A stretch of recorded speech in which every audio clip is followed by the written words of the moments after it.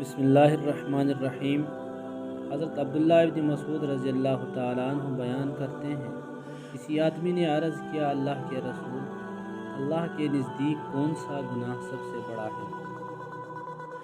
آپ صلی اللہ علیہ وسلم نے فرمایا، یہ کہ تم اللہ کا شریک بنائے حالانکہ اس نے تمہیں پیدا فرمایا۔ اس نے کہا، پھر کون سا؟ آپ صلی اللہ علیہ وسلم نے فرمایا، یہ کہ تو اس اندیشے کے پیش نظر اپنے بچے کو قتل کر دے کہ وہ تمہارے ساتھ کھائے گا۔ اس نے عرض کیا، پھر کون سا؟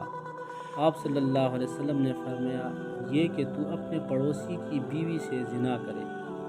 اللہ نے اس مسئلہ کی تصدیق میں یہ آیت نازل فرمائی، اور وہ لوگ ہیں جو اللہ کے ساتھ اور معبودوں کو نہیں پکارتے، اور جس کے قتل کرنے کو اللہ نے حرام قرار دیا ہے اسے ناحق قتل نہیں کرتے، اور نہ ہی وہ زنا کرتے ہیں۔ متفق علیہ، رواہ البخاری و مسلم۔